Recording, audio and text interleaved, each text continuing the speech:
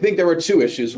One was the words that came into my head, you're no good at this, she's not interested in you anymore, we're never going to have sex again, those kind of words. And the second issue was I believed them. I thought, well, therefore, just because the words are in my head, they must be true. But the words that were in my head weren't necessarily true. I used to just feel so offended. Like, how could you not be attuned to me such that you want a user's manual to be able to, well, in this case, ask your woman for sex, so she'd be more likely to say yes. But over time, I really began to appreciate your desire, and it absolutely inspired me to learn to stop just assuming because we love one another. I'm excited to welcome my husband, Rod Stockwell, back to the podcast. Welcome, sweetheart.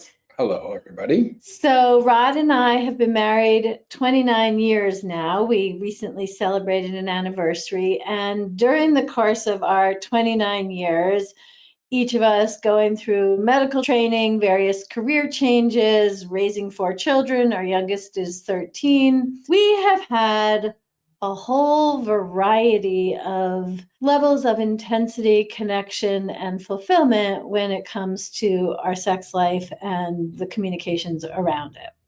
So if you didn't hear last week's episode, let me tell you that on March 31st, 2025, I will be teaching a masterclass for men. It's an online one-time class, a Zoom call, called How to Ask Your Woman for Sex So She's More Likely to Say Yes. So if you want to enroll in the class, alexandrastockwell.com/yes is where you can sign up, pay your $35. You will receive all the information you need to join the class.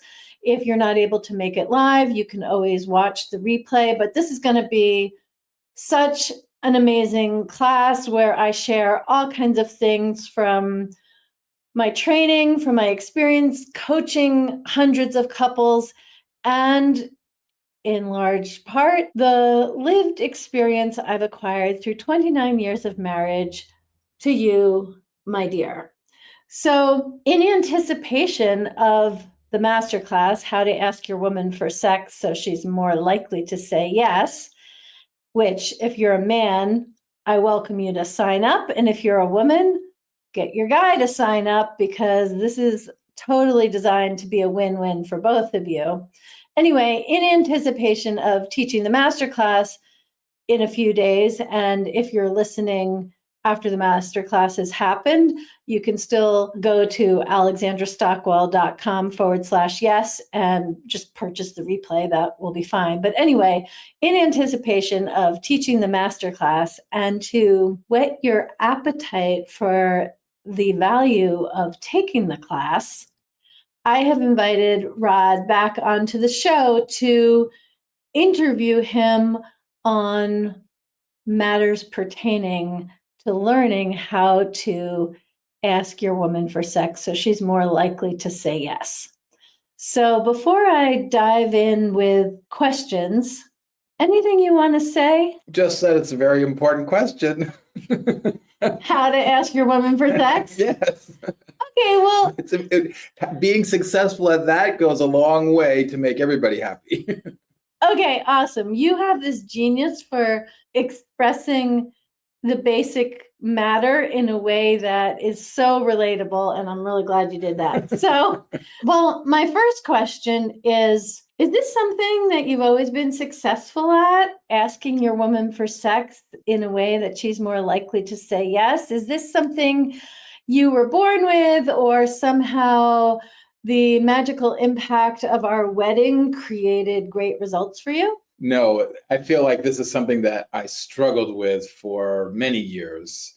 And I always wish someone would have written me a rule book, a guidebook that I could have understood how to be successful. But I feel like I did it every wrong way for a long time.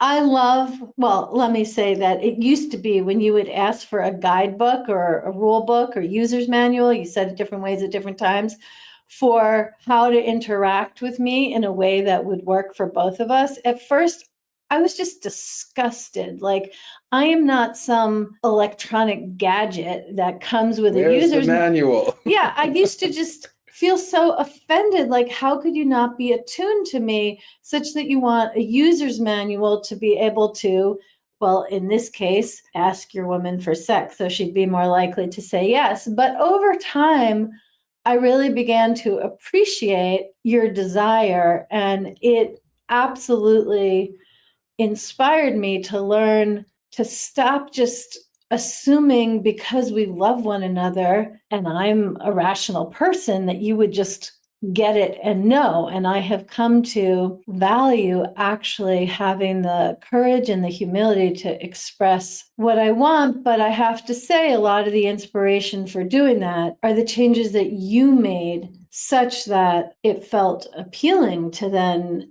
help you refine your technique. So let's go back to this as something you struggled with. Like, tell me about the struggle. You're handsome, you're smart, you know your woman loves you. Talk to me about the struggle in initiating sex.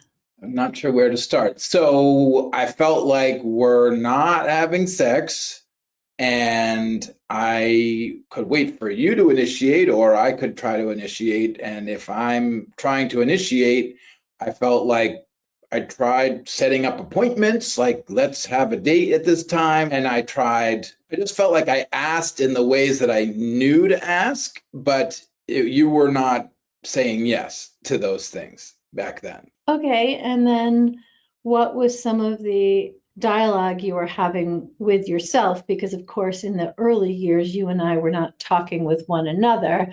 Whatever issues I had, I was problem solving independently. And whatever issues you had with how often and what kind of sex we were having, you were problem solving independently and not even like having the courage to admit that there was a problem. I don't ask for directions. I try to figure it out for myself.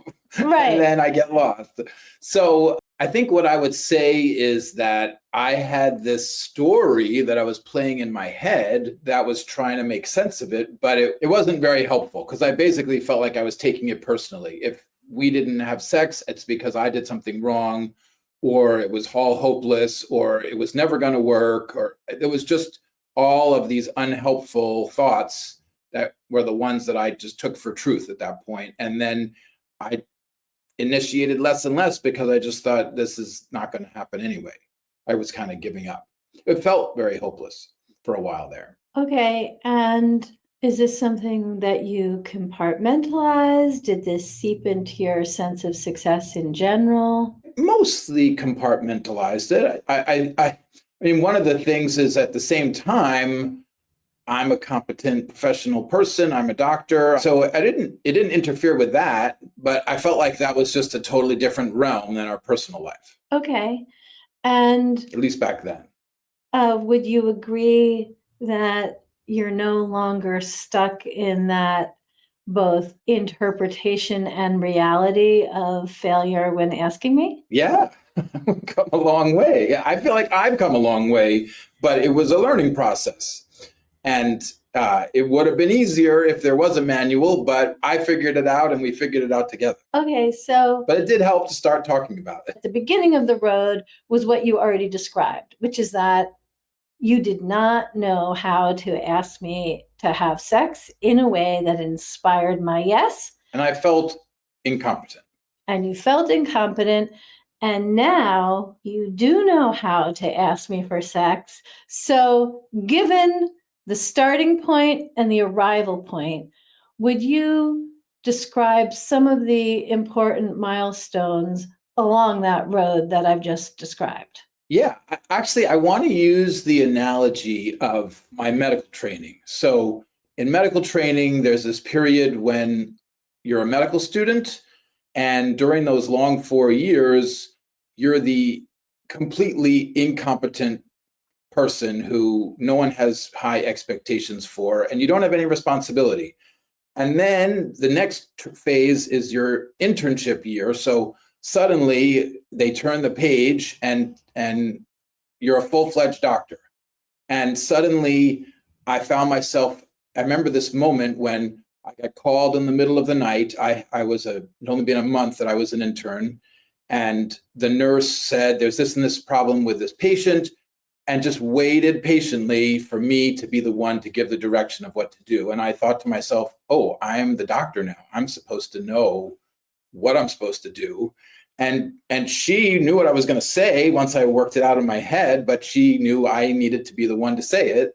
And I had to act as if. I felt like for that whole first year, more or less, I was acting as if I knew what I was doing, but I was also gaining experience so that later, by the time I became a professional, fully trained doctor, I had built up all this experience that the competence was just natural.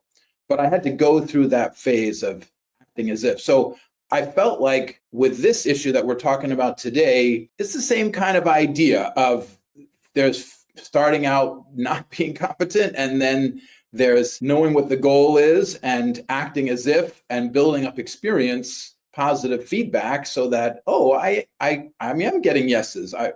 And the knowers are further apart and I am gaining competence, and then feeling competent comes after that. Yeah, and I like what you've said, because actually I think probably some men listening will relate exactly to how you've described it. And some men have the experience that at the beginning of a relationship, they seem to be very good at it. And then over time, they're not so good at it, or children are born, or there are a variety of different circumstances that then send someone competent back to medical school, as your analogy goes. And I just want to say that whether you've had a phase of feeling really quite competent in asking this question and getting the results you want, or that's never an area where you felt particularly expert. Either way, what I cover is going to be relevant, and what you've just described in terms of the analogy in medical training is very, very relevant. And I'll say that the analogy in medical training had to do with me changing the story in my own head about, okay, now I'm the doctor and I need to figure this out and be that person in that role. And also, I think there's a way in which I had to change the tape in my head in relation to this issue we're talking about today. And that was something that made a big difference in me feeling competent in initiating sex. Okay, well, would you be a little more specific about what the tape was, and then once you changed it, what it became? Well, I think there were two issues. One was the words that came into my head, you're no good at this, she's not interested in you anymore, we're never going to have sex again, those kind of words. And the second issue was I believed them. I thought, well, therefore, just because the words are in my head, they must be true. So the journey of maturing in this area for me was about having other words, either because I put them there or I realized, oh, well, it's not every time that she says no, it's sometimes, and sometimes she says yes. So what's the difference? And changing the words in my head from that way and focusing on what was positive when I had the positive things to point to, but then also just realizing that the words that were in my head weren't necessarily truth. And that was super freeing for me. Okay, you've also talked about just feeling really personally rejected. And will you speak to that? Yeah, I think one of those early thoughts was that if it didn't go right, it was my fault. I didn't ask the right way, or I didn't say the right thing, or I'm thinking of these repeating day movies where like you try to get it right and then you try to modify it a little bit and get it right. Like Groundhog Day. Like Groundhog Day, yeah. And so I feel like I was still feeling like if I didn't get the outcome I wanted, it was because I had done something wrong. And then it was super freeing to realize, oh, well, there's a whole other context, and there's what's happening in your day and my day and the children, and it doesn't necessarily mean that I did something wrong if we don't wind up having sex that day. Okay, I'm really glad you made that change. I think it's a super power move to go from feeling rejected, which then leads to feeling sullen and resentful, and mixed in invariably is some entitlement, and super complicated. So definitely it is key. Unattractive. Yeah, there is definitely nothing hot about that vibe. That is for sure. Okay, so I think anybody who has been in a long-term relationship has some sense of what you're describing.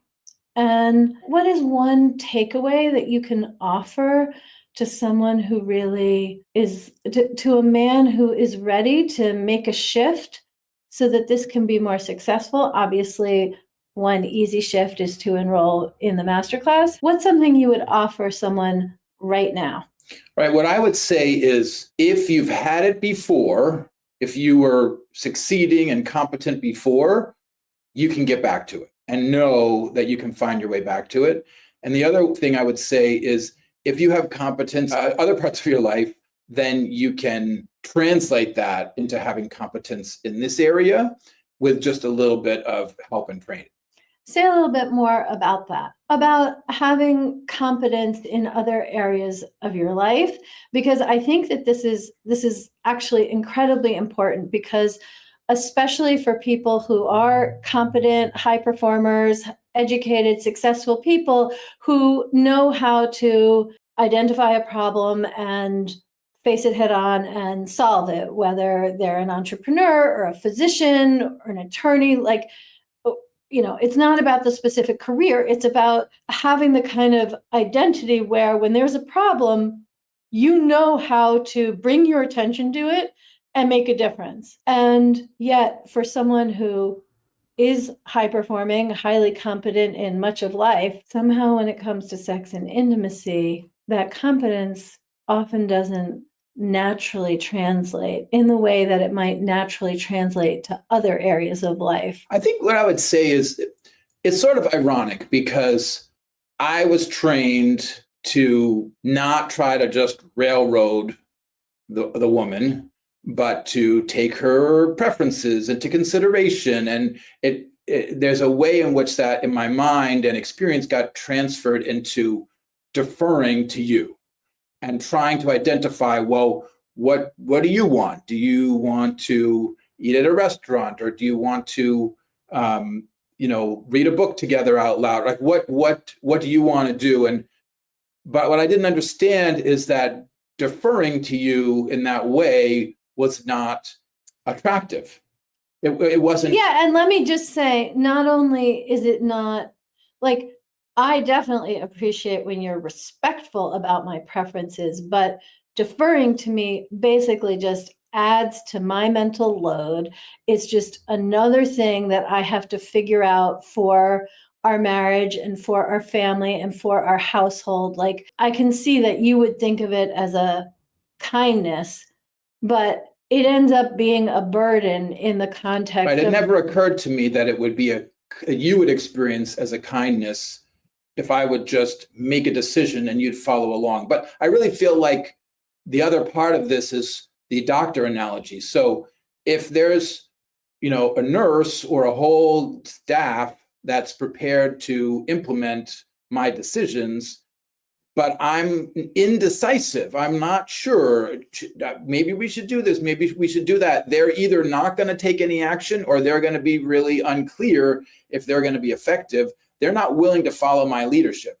If instead, from a competent place, I am decisive and I say, we're doing this, then suddenly they all implement it and we wind up doing much better as a team.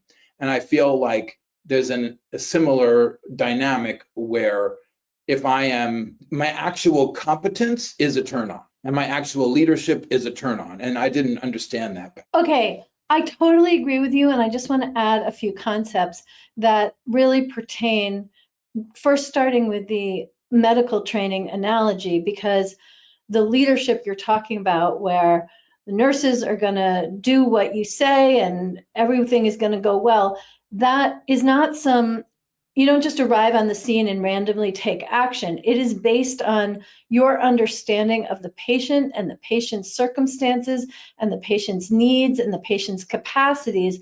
And that informs exactly what instructions you give. And similarly, your leadership, your competence is totally a turn on and gets a lot more yes from me. However, I would be remiss if I didn't emphasize that leadership comes from having learned to put your attention on me and attune to me so that I don't feel railroaded. I'm making a decision, taking your situation and my situation and our situation together into consideration. Yes, because the kind of initiating of sex that you're talking about, it's not just attending to your needs. It's not going forward with leadership and I'm supposed to go along with it. No, it's the kind of leadership and competence that's a turn on, that is a combination of you being confident and competent and also attuned to who I am and my mood and my mode and all kinds of other things. And then that contributes to what makes it such a turn on. It's both your clarity and leadership coupled with my feeling that my needs are totally attended to in the process. So I really do want to tease that apart. And I think that honestly, this is a perfect setup to convey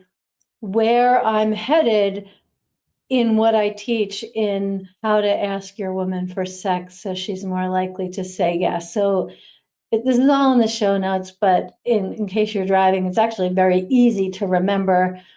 alexandrastockwell.com/yes.